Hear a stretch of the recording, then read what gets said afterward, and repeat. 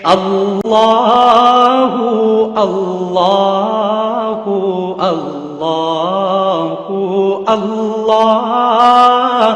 اللہ اللہ نحمد و نصلی علی رسول الکریم اما بعد فاعوذ باللہ من الشیطان الرجیم بسم اللہ الرحمن الرحیم۔ تمام طلباء اور دوستوں اور ساتھیوں السلام علیکم۔ اس سے پہلے میں اپنے بیان نمبر 1 میں قرآن اور جنت کے حوالے سے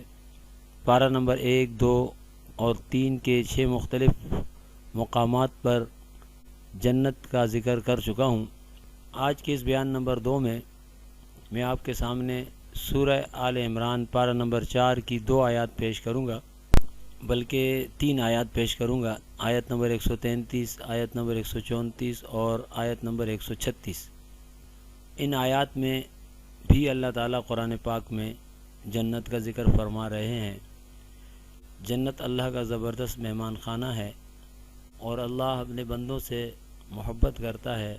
اور چاہتا ہے کہ میرا ہر بندہ جنت میں جائے، لہٰذا خود اللہ پاک پارہ پارہ میں قرآن پاک کے ہر پارے میں جنت کا ذکر فرماتے ہیں۔ چنانچہ سورہ آل عمران میں ارشاد ہے آیت نمبر 133 اور 34 میں، اعوذ باللہ من الشیطان الرجیم بسم اللہ الرحمن الرحیم وسارعوا الی مغفرۃ من ربکم وجنۃ عرضها السماوات والارض اعدت للمتقین الذین ينفقون في السراء والضراء والكاظمین الغیظ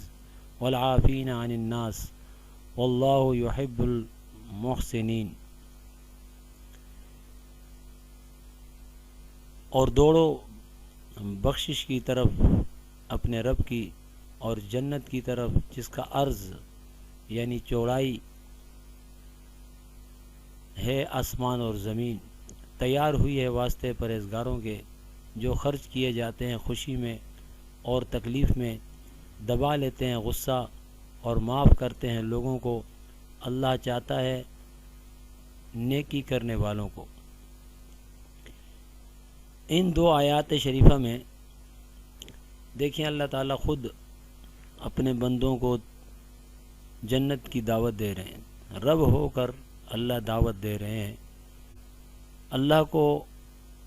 ہماری عبادات سے کوئی فائدہ نہیں ہے، بس اللہ تو اپنے بندوں سے محبت کرتا ہے کیونکہ ہم اس کے بنائے ہوئے ہیں۔ انسان بھی جب محنت کر کے کوئی چیز تیار کرتا ہے تو اس کو وہ پسند ہوتی ہے، اور اپنی بنائی ہوئی چیز سے انسان بھی محبت کرتا ہے، تو پھر انسان تو اللہ کی سب سے اعلیٰ مخلوق ہے، تو اللہ یقیناً انسانوں سے محبت فرماتے ہیں۔ ان آیات میں اللہ تعالیٰ ہمیں خود یعنی انسانوں کو فرما رہے ہیں کہ اپنے رب کی بخشش کی طرف دوڑو۔ کیا مطلب ہے کہ انسان کمزور ہے، نفس اور شیطان اس کے پیچھے اللہ ہی نے لگائے ہیں بطور آزمائش کے۔ اللہ کو معلوم ہے کہ یقیناً کبھی یہ نفس کی وجہ سے غلطی کرے گا، کبھی شیطان کی وجہ سے غلطی کرے گا، تو اللہ نے بخشش کا راستہ کھلا رکھا ہے اور فرمایا کہ اگر غلطی ہو جائے نفس اور شیطان کی وجہ سے تو فوراً اپنے رب کی طرف دوڑو اور اللہ سے اپنے گناہوں کی بخشش طلب کرو، گویا اللہ معاف کرنے کے لیے تیار بیٹھا ہوا ہے۔ اور ساتھ ہی اللہ فرما رہے ہیں کہ اگر تم بخشش طلب کرو گے اور گناہوں سے بچو گے تو پھر تمہارے لیے زبردست جنت اللہ نے تیار کی ہے، اور ایسی زبردست جنت، ایسی شاندار جنت جس کی صرف چوڑائی آسمان اور زمین کے برابر ہے۔ اور اس حوالے سے حضرت ابن عباس رضی اللہ عنہ فرماتے ہیں، ان کی ارشاد کا مفہوم ہے کہ اس کا یہ مطلب ہے کہ 7 آسمانوں اور 7 زمینوں کو آپس میں اس طرح سی دیا جائے یا جوڑ دیا جائے جیسے کپڑے کے مختلف ٹکڑوں کو جوڑا جاتا ہے، چادروں کو جوڑا جاتا ہے، تو اس طرح جو چوڑائی بنے گی، جنت کی چوڑائی اتنی زیادہ ہے۔ اب ایک آسمان کتنا بڑا ہے اس کا اندازہ آپ اس طرح لگا سکتے ہیں کہ ایک بہت بڑے میدان کے اندر ایک چھوٹا سا ذرہ پڑا ہوا ہو، تو وہ ذرے کو زمین سمجھیں اور باقی میدان کو آپ آسمان سمجھ لیں۔ اتنا بڑا فرق ہے، شاید یہ بھی میں نے کم بتایا ہے، کیونکہ زمین کا اندازہ آپ اس سے لگائیں کہ زمین پر تقریباً اس وقت دنیا میں 200 کے قریب ممالک ہیں، اور اس میں بھی جو ہیں لوگ رہتے ہیں وہ خشکی والا حصے میں، آپ کو سب کو پتہ ہے خشکی والے حصے میں انسان رہتے ہیں، سمندر کے اندر انسان رہ نہیں سکتے، اور یہ جو خشکی والا حصہ ہے باقی زمین کا تقریباً 30% ہے، اور باقی 70% پانی پانی پانی پانی ہے۔ تو یہ خشکی والا حصہ بھی لگائیں اور پانی والا حصہ بھی لگائیں تو کتنی بڑی زمین بنتی ہے، لیکن یہ زمین آسمانوں سے بہت چھوٹی ہے۔ زمین سے پہلے آسمان تک جائیں تو 500 برس کا فاصلہ ہے، اور خود پہلے آسمان کی موٹائی بھی 500 برس کے برابر ہے۔ اب یہ کون سے 500 برس ہیں؟ حدیث کے مطابق بس اتنا ہی پتہ چلتا ہے کہ 500 برس کا فاصلہ ہے۔ اب اگر انسان آپ صلی اللہ علیہ وسلم کی تیز رفتار سواری کو بنیاد بنائے تو اس زمانے کی تیز رفتار سواری عرب میں یا تو اونٹ ہوتے تھے یا پھر عام دنیا میں گھوڑے تھے، اور گھوڑے کی تقریباً رفتار 65 کلومیٹر فی گھنٹہ ہوتی ہے۔ تو اب آپ اس سے اندازہ لگائیں کہ اگر ایک گھوڑا ہی 500 برس تک دوڑتا رہے تو کتنا زیادہ فاصلہ طے کرے گا۔ تو زمین سے آسمان تک 500 برس کا فاصلہ پھر کتنا زیادہ ہے، اور پھر خود پہلے آسمان کو کراس کرنے میں بھی 500 برس چاہیے۔ تو پہلے آسمان کو اگر ایک چادر بنا لیا جائے، اور آسمان کو یوں سمجھ لیں وہ پوری زمین کے چاروں طرف اسی طرح گھوما ہوا ہے، جس طرح ایک فٹ بال پر غلاف چڑھا دیں۔ فٹ بال کے اندر ایک ٹیوب ہوتی ہے، اس کے اوپر ایک چمڑے کا پھر ایک غلاف ہوتا ہے۔ تو آپ زمین کے چاروں طرف آسمان کا غلاف سمجھ لیں جو زمین کی سطح سے بہت زیادہ دور ہے، تو یہ غلاف زمین سے بے انتہا بڑا ہے۔ تو ایک آسمان کو اگر ایک کپڑے کی طرح کھول دیا جائے تو کتنی زیادہ چوڑائی بنے گی، پھر 7 آسمانوں کو ان کے ساتھ جوڑا جائے اور پھر 7 زمینوں کو ان کے ساتھ جوڑا جائے۔ 7 زمینوں کو جوڑنے کا کیا مطلب ہے؟ زمین کی مختلف تہیں ہیں، زمین کو اگر اوپر سے کاٹتے چلے جائیں، گہرائی میں جائیں تو زمین کے اندر مختلف تہیں موجود ہیں۔ احادیث سے بھی ان تہوں کا ثبوت ملتا ہے بیان، اور جدید سائنس بھی ان تہوں کو تسلیم کرتی ہے۔ تو حدیث کے مطابق 7 زمینیں ہیں، تو میرے خیال میں شاید یہ زمین کی تہوں ہی کو کہا ہے۔ تو گویا ہر زمین کی ایک تہ کو اوپر سے الگ کریں، پھر دوسری تہ کو الگ کریں، پھر تیسری تہ کو الگ کریں، اور سب تہوں کو ایک کپڑے کی طرح جوڑیں، تو وہ یہ کتنا بڑا فاصلہ بنے گا، کتنی زیادہ چوڑائی بنے گی، اور پھر ان کو بھی 7 آسمانوں کے ساتھ جوڑ دیا جائے تو آپ اندازہ لگائیں یہ کتنا وسیع عرض بنتا ہے جنت کا۔ اللہ فرما رہے ہیں کہ اس جنت کی طرف دوڑو، اپنے رب کی اس جنت کی طرف دوڑو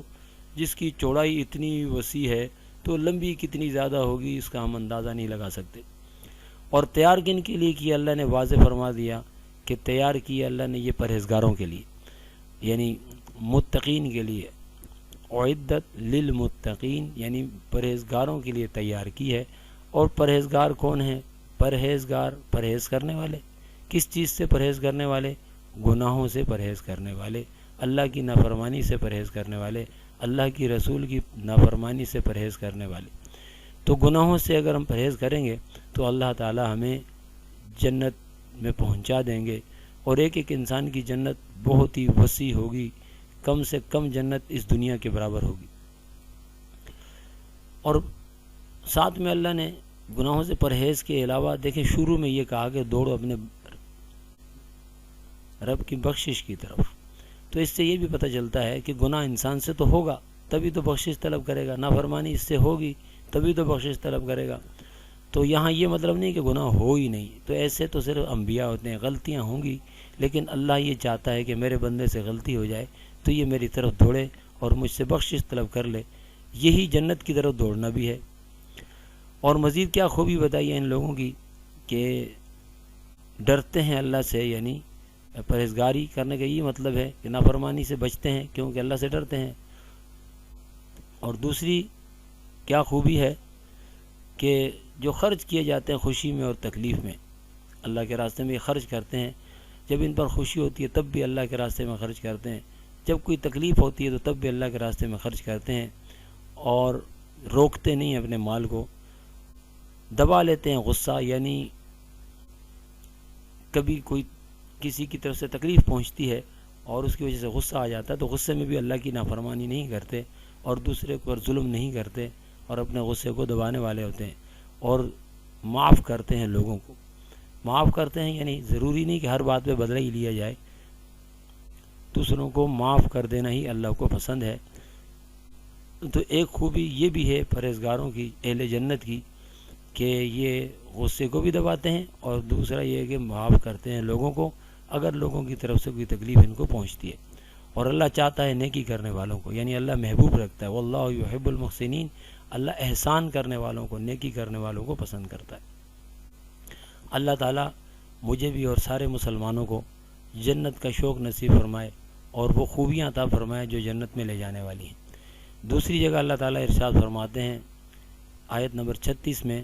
پارہ نمبر 4 سورہ آل عمران میں، اولئک جزاؤہم مغفرۃ من ربہم وجنات تجری من تحتہا الانہار خالدین فیہا ونعم اجر العاملین۔ انہی کی جزا ہے، یعنی انہی لوگوں کی جزا ہے بخشش ان کے رب کی، اور باغ جن کے نیچے بہتی ہیں نہریں،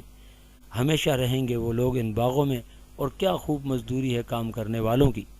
یعنی وہ لوگ جو اللہ کے راستے میں چلتے ہیں، اللہ کے احکامات پر چلتے ہیں، نبی کریم صلی اللہ علیہ وسلم کی سنتوں کو اپناتے ہیں، آپ صلی اللہ علیہ وسلم کے طریقوں کو اپناتے ہیں، دین سے محبت کرتے ہیں، غلطیاں ہو جائیں تو اللہ سے معافی مانگتے ہیں، اللہ کے راستے میں جہاد کرتے ہیں، جو اللہ کی طرف چلنے والے ہیں، تو اللہ فرماتے ہیں کہ انہی کی جزا ہے بخشش ان کے رب کی، یعنی جو طلب کرتے ہیں بخشش اللہ سے تو ان کو بخشش ضرور اللہ دیتے ہیں، اور ان کے لیے اللہ نے ایسے زبردست باغات تیار کیے ہیں جہاں نہریں چلتی رہتی ہیں، ہمیشہ یہ لوگ اس میں رہیں گے، کبھی ان سے اللہ ان کو نکالے گا نہیں۔ اور پھر اللہ فرما رہے ہیں کہ وَنِعْمَ أَجْرُ الْعَامِلِينَ، کہ کیا خوب مزدوری ہے کام کرنے والوں کی، یعنی جو اللہ نے جنت بنائی ہے، یہ جنت کی نعمتیں اتنی شاندار ہیں، ایسی زبردست ہیں کہ جن کی تعریف اللہ خود فرما رہے ہیں، تو خود آپ اندازہ لگا لیں وہ کیسی ہوں گی۔ ہم دنیا کے اندر، اس دنیا کے اندر اللہ نے عجیب عجیب چیزیں، عجیب عجیب جگہیں اور خوبصورت خوبصورت مقامات بنائے ہیں کہ انسان ان کو دیکھ کر دنگ رہ جاتا ہے، اور جی چاہتا ہے کہ وہ مقامات انسان کے اپنے ہوں، اور انسان انہی اعلیٰ اعلیٰ خوبصورت علاقوں کے اندر، خوبصورت مقامات ماحول کے اندر رہے۔ یعنی دنیا کے اندر بھی عجیب عجیب باغات خوبصورت موجود ہیں، جگہ موجود ہیں، دریا ہیں، پہاڑ ہیں، بے شمار عجیب و غریب چیزیں اللہ نے پیدا کی ہیں دنیا کے اندر بھی۔ تو جنت کی نعمتوں کی تو اللہ خود تعریف فرما رہے ہیں، اور نہ صرف دعوت دے رہے ہیں جنت کی طرف، بلکہ جنت کی تعریف خود فرماتے ہوئے فرما رہے ہیں کہ کیا خوب مزدوری ہے کام کرنے والوں کی، یعنی دنیا کے اندر جو اللہ اور اس کے رسول کے احکامات پر چلتے ہیں، اللہ فرما رہے ہیں کہ میں نے کیسا زبردست انعام ان لوگوں کے لیے رکھا ہے، کتنا زبردست ان کو بدلہ دوں گا۔ تو جو چیز اللہ کے نزدیک اعلیٰ ہے، شاندار ہے، اس کا ہم اندازہ دنیا میں لگا ہی نہیں سکتے۔ اللہ تعالی ہمیں بھی جنت کی طرف دوڑنے والا بنائے۔ آج کے اس بیان میں آپ کے سامنے 3 آیات آئیں، انشاءاللہ بیان نمبر 3 میں مزید آیات آپ کو بتاؤں گا کہ جن میں اللہ نے جنت کا ذکر فرمایا ہے۔ اب میں آپ سے اجازت چاہوں گا، اور آخر میں ضرور ریکویسٹ کروں گا کہ ہمارے چینل اسٹوڈنٹس فیوچر کو ضرور سبسکرائب کریں، اور ویڈیو اگر آپ کو پسند آتی ہے تو ضرور لائک کیجئے تاکہ آپ کو آنے والی نئی ویڈیو کی اطلاع بھی ملتی رہے اور ہماری حوصلہ افزائی بھی ہوتی رہے۔ اللہ حافظ۔